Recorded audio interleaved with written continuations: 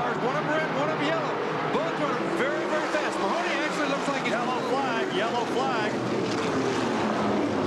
We have a fire. A car is on fire coming off the fourth corner. Several cars involved.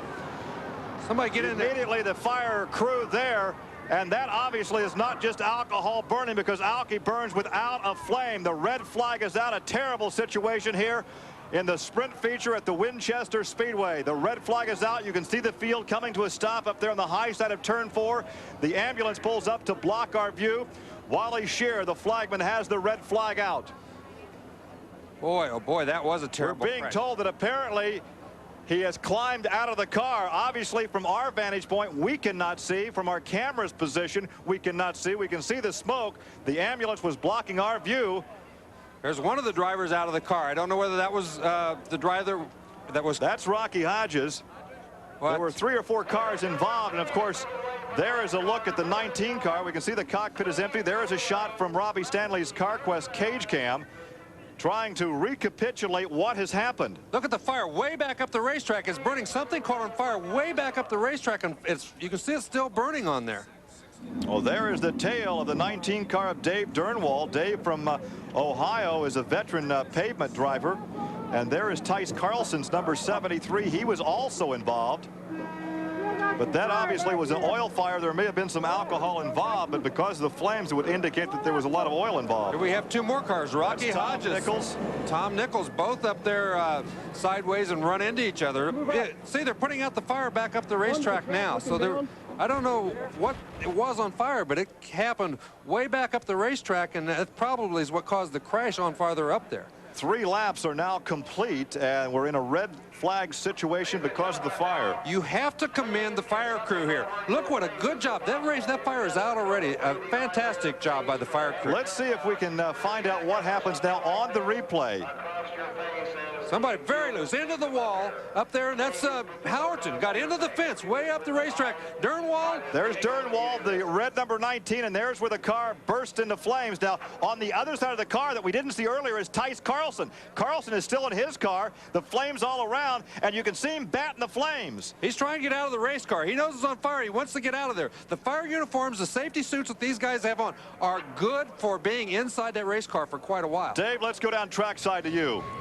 We've caught up with Rocky Hodges first. We'll get to Dave Durnwald in a moment. Rocky, what happened from your viewpoint? One of the cars up about 4 or 5 rows in front of me spun.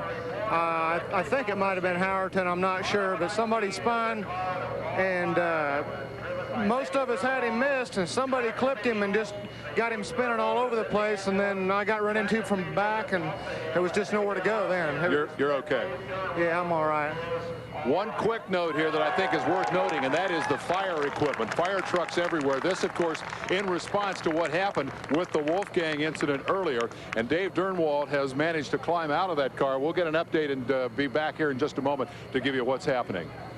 Well, Dave, the preliminary report is that apparently Dave Durnwald is okay. And of course, Larry, you were very quick to commend the fire crew to get there and get the fire vitals on the crash. You saw that unlike the Doug Wolfgang situation, the driver was alert, was conscious, knew what was going on, and was able to help himself out of the race car. Exactly right. That's a big benefit when the driver can help himself. But that fire was put out very, very quickly. You've got to give those guys credit. Well, obviously, anytime we have fire, it's a terrible situation, but we have some very good news here at the Winchester Speedway. Apparently, nobody injured, only 3 laps in, 27 to go. Howerton and Rocky Hodges, once again, we're happy to report apparently no serious injuries, and perhaps, Dave, you could give us more information on that momentarily. Let's take a look, Larry Rice, at the replay as it develops. It was Howerton, Rick Howerton, in the black 22 car that makes contact with the wall. He just got sideways, tried to correct, went into the wall with the right front wheel first, came off the racetrack. The closing speed here is so fast, these guys didn't have a chance. See right there, Durnwald tried to miss him. He hit him. The fire erupted. Everybody behind him crashed into each other. But those guys right there, once they crashed into him, they wanted to do nothing but get out. Here he's trying to get the flames away so that he can get himself out. Over the other, we can see back there, that's Tice Carlson on the backside, but the flames are not around. Carlson can get out without the problem, and we watch the driver batting the flames away from the helmet. Let's go trackside to Dave Despain. This is Dave Durnwald's car, and you can see the damage that it has sustained. Of course, the key concern was the fire.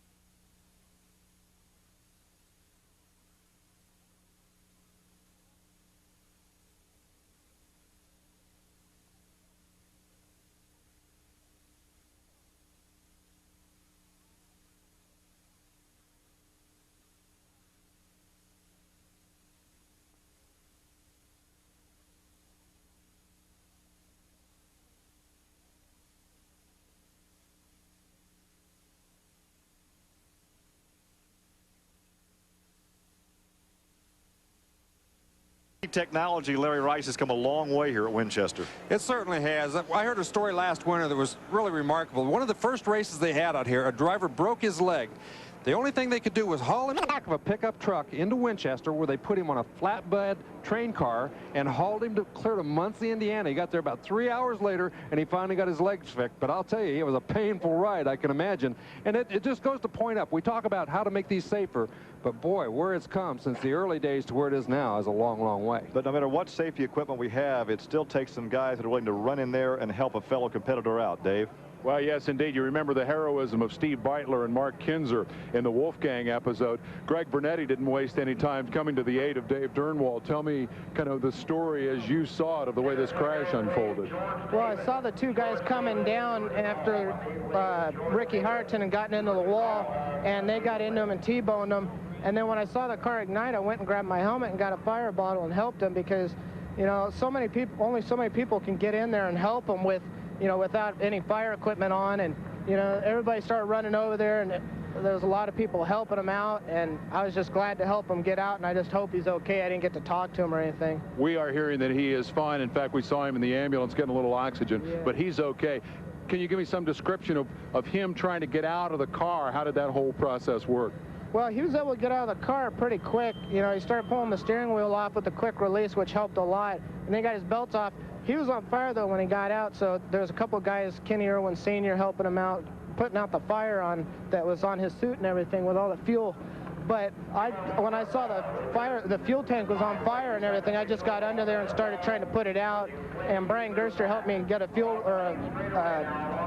fire bottle out of there so I could help him put it out. But you know, I just wanted to help him out. He's just another racer, and you know, I saw what happened with Wolfie and them, and it just, you know, that kind of stuff hurts when you see that happen. So we're proud of you, young man. Nice work. Thanks a lot. That's Greg Bernetti. You were looking, I understand, at a picture of Dave Durnwald as he has climbed out of the ambulance. We'll catch up with him, and I hope have the final, rather happy footnote to what could have been a major disaster here. Winchester, and hello, Dave Durnwald. I'm glad to get to do this interview. You're okay? Yeah, I'm all right. Just a little sore. I'll be all right. A little bit, what, unnerved maybe by what happened down there? A little bit. Unnerved a little bit, maybe a little bruised, but I'm all right. Can you give us some sensation as we look at again at the crash of what went through your mind, particularly as regards to fire? As far as the fire, I've been on fire one other time, and you just want to get out. You just want somebody to get to you as fast as possible. It got hot in there, and I just wanted to get out of it. Were you able to help yourself? I mean, you weren't dingy. You were able to respond and get the wheel loose? I think I got myself out. I don't know if I got the wheel loose or not. I just wanted to get out, and I just bailed out. I'd probably hurt myself more just diving out of the car than anything. Well, we were able to get the word to your folks real quick. We got the word that you wanted to tell everybody you were okay. My mom back in the home, all right. Okay, that's the happy ending to the story. Dave Durnwald had a frightening experience at Winchester, but he is okay.